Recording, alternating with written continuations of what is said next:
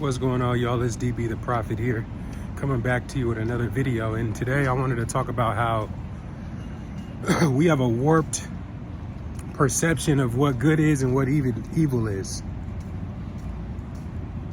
right? So it's like when you start to think about things on a deeper level, and you think about the fact that we live inside of a political system, right?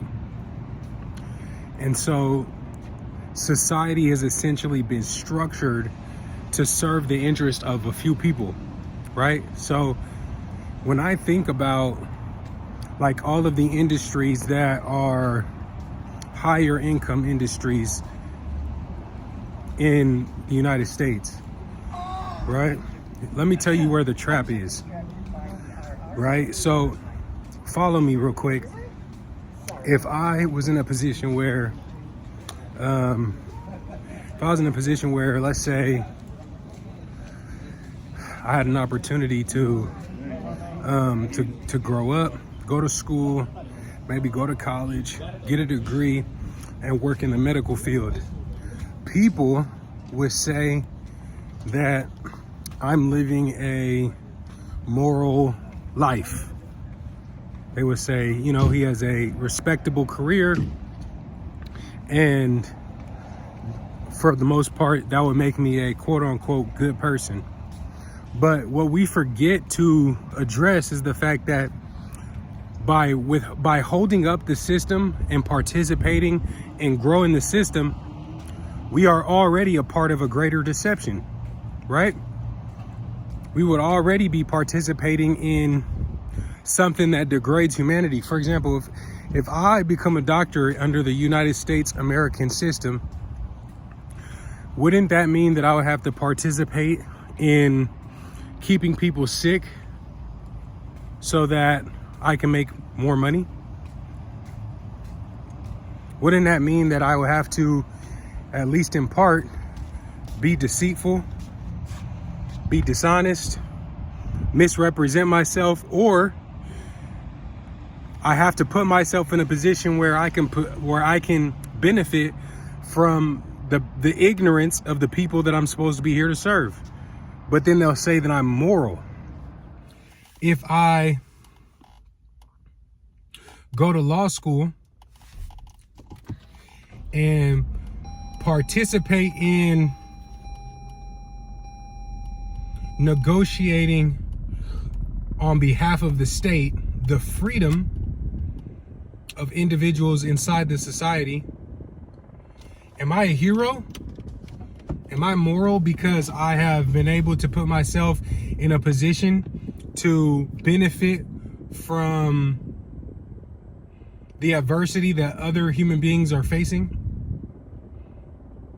My whole point is that all of this all boils back to the fact that when you participate inside the system, if you want a role that is high paying within the system, you inevitably are a part of a greater deception that's going on, right? Like, you can do service-based jobs. You can be a barber, you can be an artist, a tattoo artist. There's all these other artistic, creative careers where I feel like a lot of the artistic paths that we can take are more aligned with what our God-given purpose to be on this planet was about.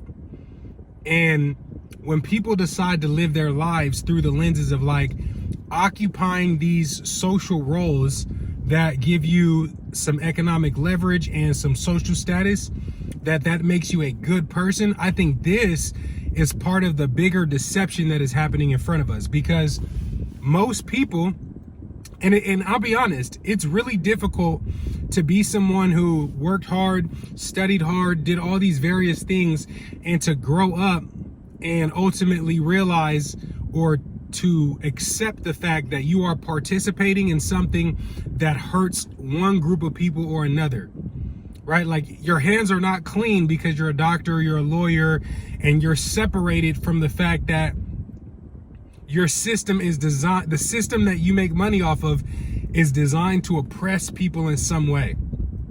And the money you receive has to do with you capitalizing on the ignorance of others, which is to participate in evil, right? So it's almost like it's a double-edged sword, because if you choose not to participate in the system, now you're in a situation where, okay, so now what are you going to do? Are you going to have an illegal operation or occupation? Are you going to sell drugs? Are you going to sell weed? Are you going to, what are you going to do? And people who are living, I don't know what to call it, like living in the natural world, living in the world that is governed by relationships and karma between human beings that are created? Or do you want the status and the leverage that comes from participating in the system against the rest of humanity? Because I used to have this same dichotomy as well, like where I'm looking at the way that I was living my life at the time. And to be honest with you guys, being incarcerated really changed my perception on who I am as it relates to how I fit into the world. But it also to help me to see that other people that look like me didn't have my experiences as well. And there were so many people that I met in there dealing with mental health issues and the kind of adversity that was unimaginable to me. Like, nobody's life is easy. My life's not easy. Your life is not easy if you're watching this video. But when I went to jail, people from all walks of life, I seen people struggling in ways that I thought was unprecedented. And it's almost like the game is fixed. To me, the system that we are living under brings out the worst in people. Like, I think about something simple, like if the government is so smart, then why doesn't the government's policies and institutions reflect things that we already have data and knowledge for, that we know improve the quality of life for everybody? Like, for example, when you think about the prison system and you look at prison systems in Nordic countries, for example, and they have healthier food, they have better education options, they have a lower recidivism rate. Doesn't that make you kind of think about the fact that, man, maybe society's progress was never the point of the experiment? And for me, being incarcerated helped me to realize that much more, how much I wanted to be opted out of the system. How much I said, you know what, in this current position that I'm in, like, for example, when I was in the solar industry, to me, the solar industry is a financial product and an energy product. You feel what I'm saying? Like, you're selling something that is a need, but you're using a financial product, which is a loan product, right? And basically people are participating in acquiring debt to secure their own energy production. And I think about all of the things in that business, because I was just an owner of a sales channel, right? So it's like we were a marketing company. We were responsible for generating leads, providing information, and then providing the service of helping to get the equipment installed, so on and so forth, get the loan approved, all that stuff. When I think about that, I think about the fact that energy should be free to us anyway. I think about the fact that in some way, like in every industry,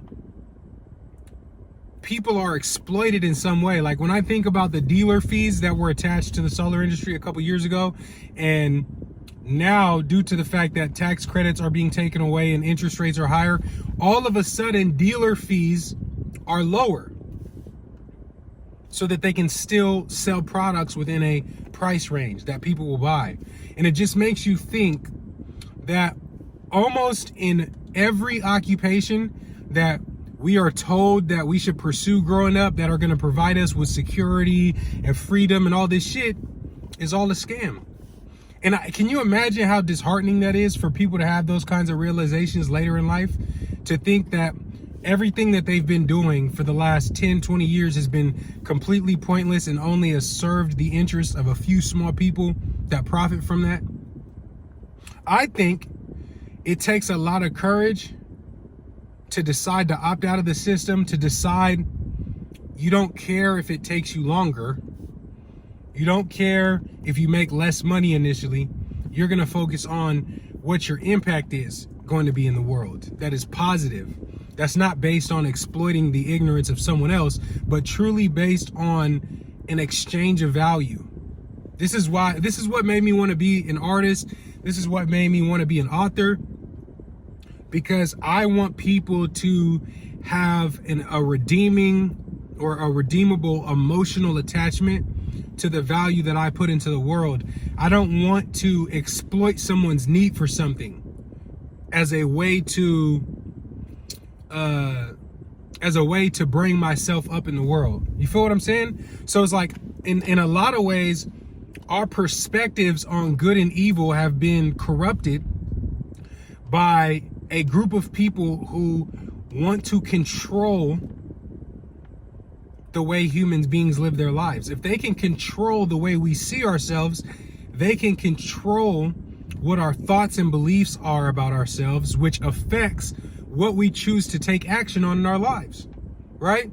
So our idea about good and evil completely warped, because we're living in a modern world that is ruled by social media sound bites, by polarity, virality, and popularity.